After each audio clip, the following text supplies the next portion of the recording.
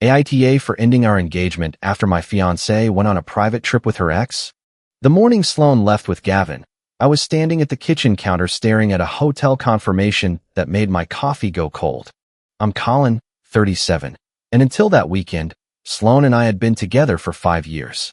We had been engaged long enough that people had stopped asking whether we had picked a date and started asking when the invitations were going out. Our life wasn't dramatic. At least, I didn't think it was. We had a small cash envelope in a kitchen drawer labeled wedding money in Sloane's handwriting.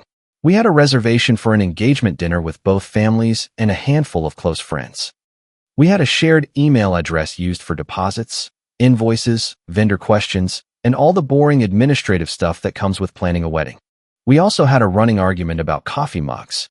Sloane believed the good ones belonged on the top shelf because they looked nicer there. I believed mugs should be stored where a person could reach them without performing a minor climbing expedition before caffeine. It was stupid, familiar, ours. I thought that was what building a life looked like. Small routines, shared plans, and enough trust that neither person had to compete with a ghost from the past. Gavin was that ghost. He and Sloane had dated for a little over 3 years before she met me. According to her, they had been intense, unstable, and better as history than as a relationship.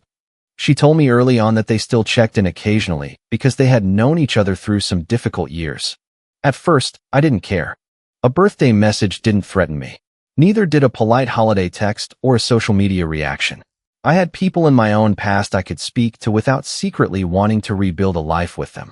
I wasn't interested in telling Sloane who she could and couldn't talk to. The problem was that Gavin never stayed occasional. He had a habit of resurfacing whenever our relationship moved forward. When Sloane and I first moved in together, Gavin sent her a song they used to listen to with the message, "Funny what you remember when things change." When we adopted a cat, he called late at night because he was having a rough week and said Sloane was the only person who understood a particular part of him. When I proposed, he asked her to meet for coffee because he wanted to make sure there were no unresolved feelings before she got married. Every time, Sloane explained it in the same calm voice. He's not trying to get me back. He just trusts me. We're adults, Colin. You're reading too much into it. And every time I raised a concern, the conversation somehow stopped being about Gavin's behavior and became a trial about my character. Why was I insecure? Why couldn't I handle that she had a past? Why did trust always have to come with restrictions? I started second-guessing myself. Not because Gavin seemed harmless, but because Sloane was so good at making discomfort sound like a moral failure. The first serious argument we had about him happened about 8 months before the trip. I came into the kitchen after taking a shower and heard Sloane say my name from the living room. She was on the phone, speaking quietly, but not quietly enough. "I love Colin," she said. "That's not the problem. Sometimes he gets so focused on plans and practical stuff that I feel like I'm living inside a schedule." I stopped in the hallway. She listened for a few seconds, then laughed softly. "No, Gavin, I'm not saying that." There was another pause. "I know. You always did understand that part of me." I walked into the room. She looked up, saw my face, and ended the call within 30 seconds. I didn't yell. I asked who she had been talking to, though we both knew I already knew. "He was having a bad night," she said. "And you were discussing our relationship." I vented once. "You told him something you haven't told me." "That's not true." "Then tell me when you told me you feel trapped inside my schedule." Her expression hardened. "I didn't say trapped. You said you feel like you're living inside one. You're twisting it." I sat across from her and tried to keep my voice even. "I'm not asking you to erase your past. I'm asking you not to let it sit at our table." She crossed her arms. "He just needed someone safe to talk to. Why does he only need that when we're taking the next step?" Her eyes narrowed. "I can't marry someone who doesn't trust me." That sentence ended the argument because it was designed to. Anything I said after that would become evidence against me. So I backed down. I told myself mature relationships required room for complicated histories. I told myself Sloane had chosen me. I told myself I didn't want to become the kind of man who demanded access to every conversation and treated every ex like an active threat. Mostly, I wanted peace. That became my mistake. The trip came up on a Wednesday night over dinner. Sloane had chosen a restaurant where we sometimes went after long weeks. We were sitting in a booth near the back. She had barely touched her food, and she kept turning her water glass a quarter turn with her fingertips. I knew she was preparing to tell me something. Finally, she said, Gavin reached out. I set down my fork. Of course he did. Can you not start like that? I'm listening. She took a breath. He wants to do a weekend away. I stared at her. She continued before I could speak. Not like that. It's not romantic. He found this quiet place a couple of hours away, and he thinks it would be good for us to finally talk through everything and close the chapter properly. I waited for the punchline. None came. A weekend, I said. Yes. Overnight. 2 nights. With your ex. With someone who was a huge part of my life. That's different. I leaned back against the booth. How? Because this isn't some random guy asking me away. Gavin and I have history we never really processed. You've had years to process it. Not honestly. The way she said that bothered me more than the trip itself. What does that mean? It means every conversation has been squeezed between other responsibilities. Coffee for an hour. A phone call when one of us is upset. We've never actually sat down and put the past where it belongs. I looked at her plate. Her food had gone untouched. Why does closure need luggage? She sighed like I was exhausting her. Because adults don't make every old relationship dirty. I didn't make this dirty. I asked why you need 2 nights away with a man who has spent 5 years finding reasons to remind you that he still exists. He hasn't spent 5 years doing anything to you. No, he's been doing it to us. Her jaw tightened. There it is, she said. You're threatened. I'm engaged to you. I shouldn't have to be threatened by him because he shouldn't be invited into situations where he can threaten anything. You either trust me or you don't. I trust you to make your own decisions. I also get to decide what those decisions mean for me. She gave a short, humorless laugh. So now I need permission? No. That's what this sounds like. I shook my head. I'm not telling you what you can do. I'm telling you what I won't stay for. For the first time that evening, she went completely still. What does that mean? It means if you take a private overnight trip with Gavin, our engagement is over. She blinked at me, then looked toward the restaurant aisle as if she needed to check whether anyone had heard. You're giving me an ultimatum. I'm stating a boundary. That is the same thing. No, an ultimatum is me trying to control your decision. I'm not. You're free to go. I'm free not to marry someone who thinks this is compatible with being engaged. Her face flushed. It's 1 weekend, Colin. It's not 1 weekend. It's years of him showing up, you minimizing it, and me being told I'm insecure every time I notice. You're making this ugly because you're scared of my past. I'm tired of your past getting invited into our future. She pushed her plate away. If you make me choose over 1 weekend, maybe you were never ready to marry me. I looked at her for a long time. If you need a weekend with him to know whether you want a future with me, then you already answered. The ride home was quiet. She looked out the passenger side window. I kept both hands on the wheel and tried to convince myself that the conversation had finally made the situation clear enough that she would reconsider. Instead, the next 2 days felt like a Cold War conducted through cabinet doors. Sloane moved around the apartment with clipped efficiency. She answered questions with 1 or 2 words. She made calls from the bedroom with the door closed. Once, I heard her say, "No, he's being exactly how I expected." I didn't ask who she was talking to. Friday morning, I woke up to the sound of suitcase wheels crossing the floor. Sloane was dressed, her hair pulled back, overnight bag beside her. A rideshare receipt had already hit the shared household account. I stood in the kitchen while she filled a travel cup with coffee. "So you're going?" I said. She didn't look at me. "I told you I was. I thought you might think about what I said." I did. And I'm not going to let fear control my life.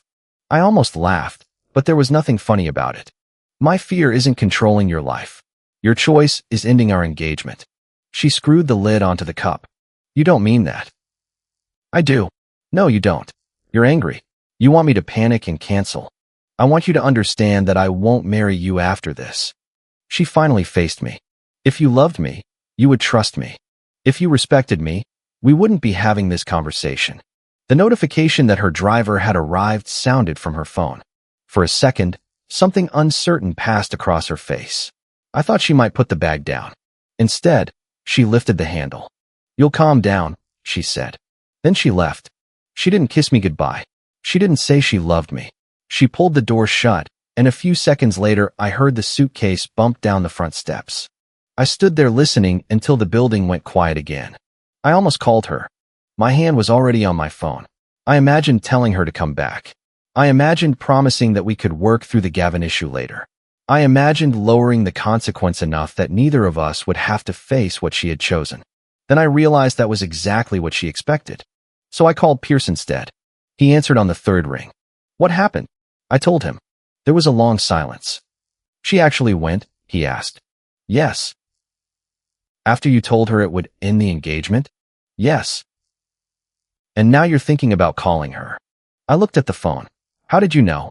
Because you've spent 5 years trying to be the reasonable one. I don't want to throw away 5 years over a weekend. She made the weekend worth more than the 5 years. That wasn't your decision. I paced from the kitchen to the living room and back. What if nothing happens? Pierce's answer came immediately. Something already happened. She left. I sat down.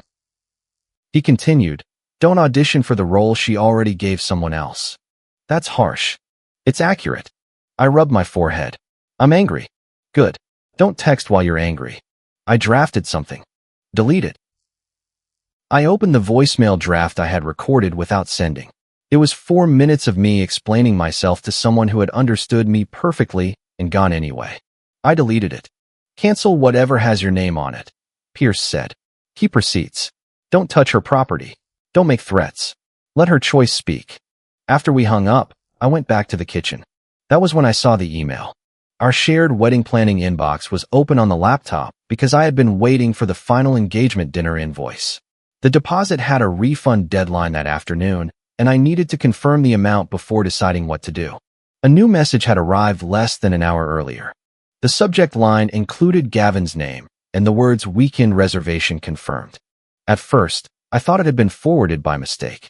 Then I remembered that Sloane sometimes used the wedding address for travel bookings because it was the one account she stayed logged into on both her phone and laptop. It wasn't private. We both had access. We both used it. I opened the message. The confirmation listed 1 room, 1 king bed, a dinner reservation for 2, a wine package. At the bottom, there was a message from the person who made the reservation. Same room as last time. Maybe this time you won't leave early. I read it 3 times. The words didn't change. I didn't feel jealous when I read it. I felt stupid for arguing with what had been obvious. Sloane had told me the trip was about mature closure. She had not mentioned they had apparently stayed at the same place before. She had not mentioned 1 room. She had not mentioned 1 bed. She had not mentioned that Gavin was treating the weekend like a chance to repeat unfinished history. I took a screenshot of the confirmation and saved a copy of the email.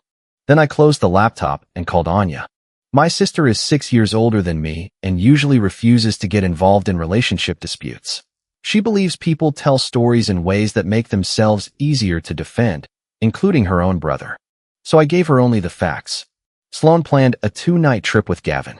I told her it would end the engagement. She went. The shared inbox showed 1 room, 1 bed, and Gavin's note. Anya was silent for several seconds. Are you safe? She asked. Yes. Is she? Yes. Then don't do anything tonight that creates a new problem. I don't know what to do. You do. You just don't like what it costs. I stared at the wedding money envelope in the drawer. What if I'm overreacting? Would you want me to accept this from someone? No. Would you want Pierce to? No. Then stop asking whether your own dignity has different rules. I closed my eyes. Anya's voice softened. You can miss her and still be done. That was all she said about the relationship. Before hanging up, she added, love does not mean letting someone keep you in the waiting room. I spent the next hour doing nothing. I sat at the kitchen table while the afternoon light moved across the floor. The cat jumped into Sloane's chair, circled twice, and went to sleep like the day hadn't split my life in half. At 1:47 p.m., I opened the engagement dinner contract. The refund deadline was 3 p.m. I called the restaurant and canceled. The manager asked whether I wanted to move the date instead. No, I said. Please cancel it. The deposit was returned minus a small processing fee. After that, each decision became easier. I reviewed every wedding-related expense under my name. I canceled what could be canceled. I froze what couldn't be finalized without both of us. I removed my card from a shared vendor portal. I canceled the insurance policy on the engagement ring effective the following week and printed the confirmation. The wedding fund was partly cash and partly held in a separate savings account. I transferred my documented contribution back to my individual account and left Sloane's portion untouched. I printed the transaction history. I wrote down the amount I had contributed, the refunds that had been issued, the fees we had lost, and the expenses she could take over if she still wanted them. I didn't empty joint household funds. I didn't touch rent money. I didn't take a dollar I couldn't prove was mine. By early evening, the kitchen table was covered with cancellation confirmations and receipts. It looked less like revenge than accounting. That was the point. I didn't need to ruin her weekend. She had already ruined the future attached to it. Pierce came over with takeout and helped me pack. Not everything, just my clothes, personal documents, electronics, books, and the few pieces of furniture I had owned before we moved in together. Anything purchased jointly stayed where it was. Anything that belonged to Sloane remained untouched. At one point, Pierce held up a framed photo from our engagement party. What about this? I looked at the picture. Sloane was laughing. I had one arm around her waist. Gavin had sent her 3 messages that night because he had just realized the date. Leave it, I said. Pierce put it back on the shelf. Around 9 p.m., my phone lit up with a message from Sloane. Made it. Hope you're using the time to think instead of making this worse. I read it once. Pierce held out his hand. Give me the phone. I'm not going to call. You're thinking of replying. I was going to say I saw the reservation. Don't. She should know. She knows what she booked. That stopped me. I set the phone face down. Sloane didn't contact me again that night. The next morning, I moved most of my things to Anya's guest room. I left the cat because she was Sloane's before we met, though leaving her hurt more than I expected. I refreshed her food and water before I went and scratched her under the chin until she got annoyed and walked away. By noon, mutual friends started texting. The first message came from a man named Eli. I don't know what happened, but Sloane says you ended the engagement while she was away trying to deal with something emotional. That seems extreme. Then another arrived. She says you gave her an ultimatum and disappeared. Then Maribel called. I let it ring once before answering. What are you doing? She demanded. Separating my life from Sloane's. She is devastated. She went on the trip. She told you what it was. She told me part of what it was. Maribel exhaled sharply. You knew she needed closure. She needed 1 room and 1 bed for closure? Silence. What? The reservation came to the wedding email. That doesn't make sense. It makes perfect sense. No. Sloane said they had separate rooms. She didn't say that to me. She told me they would have separate space. Well, the confirmation says 1 king room. Maribel didn't answer. I continued. It also includes a dinner reservation for 2, wine, and a note from Gavin that says, same room as last time. Maybe this time you won't leave early. Her voice changed. Send me the screenshot. I'm not sending private information around. Colin. I'll send the reservation section and the note. Nothing else. A minute later, I sent exactly that. Maribel called back almost immediately. Did she know? That's the question she needs to answer. There was another silence. Then Maribel said, she told me this weekend was supposed to show whether you would fight for her. I stood still in Anya's hallway. What? She was upset that you've been distant about wedding planning. I've been handling half of it. I know. I'm not saying she was right. What exactly did she say? Maribel hesitated. She said Gavin's invitation would force the issue. That if you really wanted her, you would stop acting calm and fight for her. Fight how? I thought she meant you'd finally tell her you were jealous. Or ask her not to go in some big emotional way. I didn't know about the room. I leaned against the wall. So it was a test. That's the word she used. And what was the passing answer? I don't know. Yes, you do. Maribel didn't respond. The answer was obvious. If I objected, I was controlling. If I stayed calm, I didn't care. If I begged, I proved the test worked. If I let her go, she could say I abandoned her. There had never been a way for me to win because the point wasn't resolution. The point was power. She told me you needed to show some backbone, Maribel said quietly. I showed it. That isn't what she expected. I know. After we hung up, I sent one message to the friends who had contacted me. Sloane left for a private weekend with Gavin after I told her that doing so would end our engagement. I'm not asking anyone to take sides. I'm only correcting the claim that I disappeared without explanation. I didn't mention the room. I didn't mention the note. I didn't mention the test. I didn't need to. Some people still thought I was cold. One friend told me a 5-year relationship deserved more discussion. I answered, "We discussed it before she left." Another said, "Nothing may have happened." I answered, "The breakup is not dependent on whether they had sex." That was the part several people struggled to understand. They wanted proof of physical cheating because physical cheating would make the story simple. It would make Sloane obviously wrong and me obviously justified. But I didn't need a confession from a hotel room. She had hidden material details. She had treated my boundary as a challenge. She had designed a situation where every response could be used against me. Then she had gone after I clearly explained what it would cost. Whether Gavin touched her or not would not rebuild respect. Sunday evening, Sloane came home. I wasn't there. According to the first voicemail she left, she opened the door expecting to find me waiting. Instead, the apartment was quiet. My side of the closet was empty. My books were gone from the living room. My shoes were no longer beside the door. On the kitchen counter, I had left the spare key, the engagement ring box, the printed dinner cancellation, the ring insurance cancellation, and the expense breakdown. I had also left a short note. "You left as my fiancé. You came back as someone I used to plan a future with. The engagement is over. I'll send the final expense breakdown tonight." Her first voicemail was angry. "You went through our accounts while I was gone? Are you serious? Call me now." The second was louder. "You don't get to make this decision by yourself." The third came 20 minutes later. "You canceled dinner with my parents without even speaking to me." By the fourth, her voice had changed. "Colin, please call me. I came home, and everything is gone. I know you're angry, but this is insane." The fifth was barely above a whisper. "Please don't do this." I listened to them once. Then I texted her. "We can meet tomorrow at 6 p.m. in the back booth at Miller's. Maribel can be present. I won't meet privately, and I won't discuss reconciliation." She responded immediately. "Why does Maribel need to be there?" "Because you have already told people I abandoned you without explanation." That was cruel. It was factual. "You're trying to humiliate me." "No, I'm preventing another version of the conversation." She stopped replying. The next evening, I arrived 10 minutes early. The place was quiet, and the back booth was far enough from the bar that nobody could easily overhear us. Maribel was already there, sitting on one side with both hands around a glass of water. Sloane arrived 5 minutes late. She looked exhausted. Her eyes were swollen, and her hair was pulled into a loose knot. She slid into the booth beside Maribel, but kept her body turned toward me. For a few seconds, nobody spoke. Then Sloane placed the engagement ring on the table between us. "You forgot this," she said. "No, I left the box." Her mouth tightened. "You really ended us over one weekend?"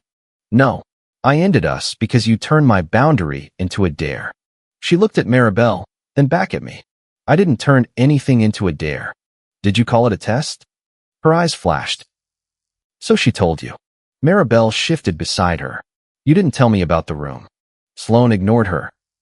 "I was scared," she said to me. "You've been so calm about everything lately. The wedding, Gavin, us. I needed to know you would fight for me. I was planning a marriage with you. That's not the same thing." "What would fighting for you have looked like?" She opened her mouth, then stopped. "Calling you 50 times. I asked. Threatening Gavin? Chasing your car? Begging you not to sleep in a room with him. I never said I was going to sleep with him. I didn't say you did. You're acting like I cheated. I'm acting like you deceived me." Her eyes filled. It was closure. "Did you know there was one room?" The question came from Maribel. Sloane turned toward her. "That's not the point." Maribel stared at her. "It is absolutely the point. Did you know?" Sloane's silence lasted only a few seconds, but it answered before she did. "Gavin said the place was almost full," she finally said. I felt something inside me settle. "So you knew?" "He said there was a couch." The confirmation listed one king bed. There could still have been a couch. And his note. She looked down. "Gavin jokes like that." "Same room as last time?" Maribel asked. "You told me you hadn't been back there since you dated." "We stopped there once years ago. It wasn't a trip." I leaned forward slightly. This is why the engagement is over. Because I didn't give you a complete travel itinerary? Because you hid the exact detail you knew would matter. Then you framed my reaction as insecurity. She wiped under one eye. Nothing happened. That doesn't fix it. You don't even care whether I cheated? I care that you built a situation where I was supposed to prove love by accepting disrespect. I wanted to feel chosen. You were engaged to me. That's not what I mean. I know. You wanted pursuit. You wanted panic. You wanted me to compete. Her voice rose. I wanted to know I mattered. You knew you mattered. What you didn't know was whether you still had the power to make two men react to you. Maribel looked down at the table. Sloane's face went pale. That's a disgusting thing to say. It's the cleanest explanation I have. She took a shaky breath. You made me look like a liar. You told people I abandoned you. You did. I warned you before you left. You thought I was bluffing. That was your mistake, not mine. Tears slipped down her face. You canceled everything before I even got home. Yes. You didn't give me a chance to explain. You explained before you left. You said the trip mattered enough to risk us. I didn't believe you would actually end it. I know. That was the moment she started crying harder. Not because she had suddenly understood my pain. Because she had finally understood the consequence. She covered her face with both hands. Maribel reached toward her, then stopped before touching her shoulder. After a minute, Sloane looked up. Gavin didn't mean anything by the room. Then why hide it? He knew you would twist it. Did he know I told you the engagement would end if you went? She hesitated. Yes. And he still took you. He didn't take me. I chose to go. That was the most honest thing she said all night. I nodded. Exactly. Sloane's expression changed. For a moment, the defensiveness disappeared, and I saw the woman I had loved, scared, ashamed, and realizing too late that being understood wasn't the same as being excused. I made a bad decision, she said. You made several decisions. Then let me fix them. I don't want another closure conversation. This is different. No, it's the same pattern.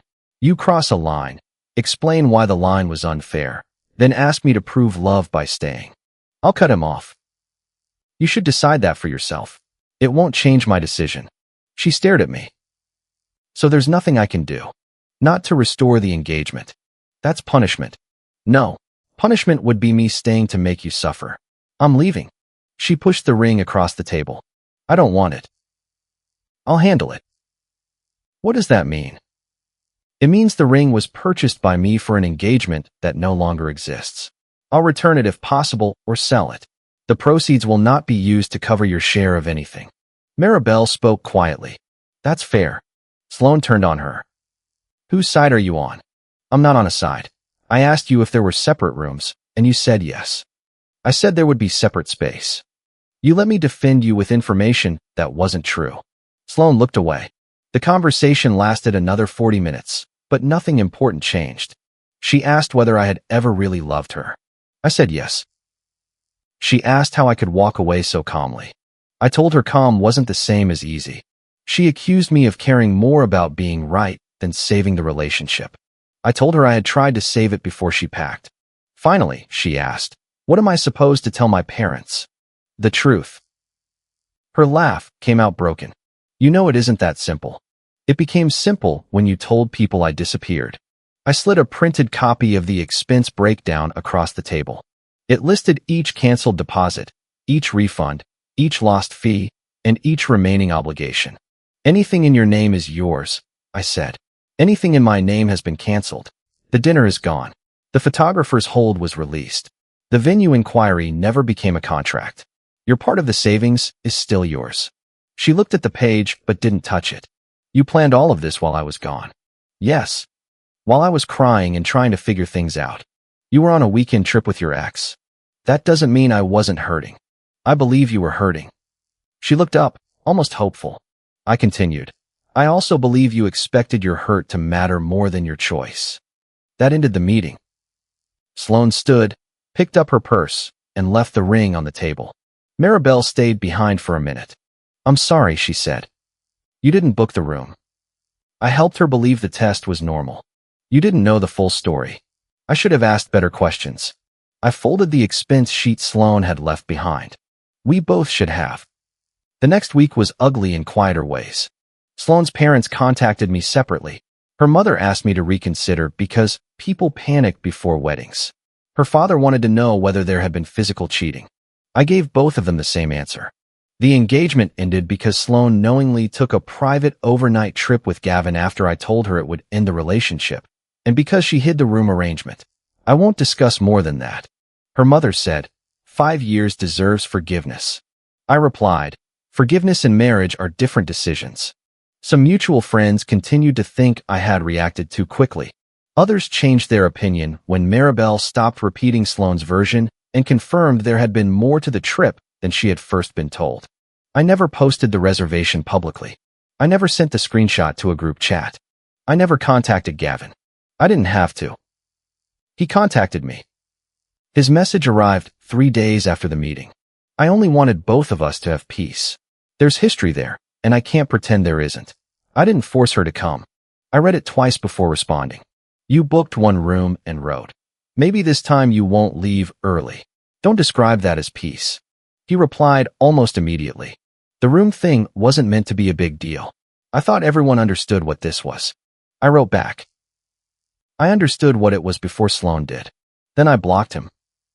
Later, I learned through Pierce that Gavin had started distancing himself from Sloane almost as soon as the consequences became real.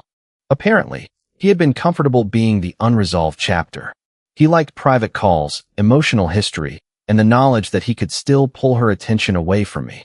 What he did not want was to become responsible for the life she had blown up. When Sloane asked whether they should try again, Gavin told her he wasn't ready to define anything and needed space to process the weekend. The man she used to test me didn't want the life she destroyed for him. The engagement dinner stayed canceled. The restaurant refunded most of the deposit, but the processing fee was gone. Sloane decided to keep one vendor reservation she had selected, then discovered she would have to cover it herself. She canceled it a week later and lost an additional fee because the refundable window had passed. The ring sold for less than I paid. I expected that.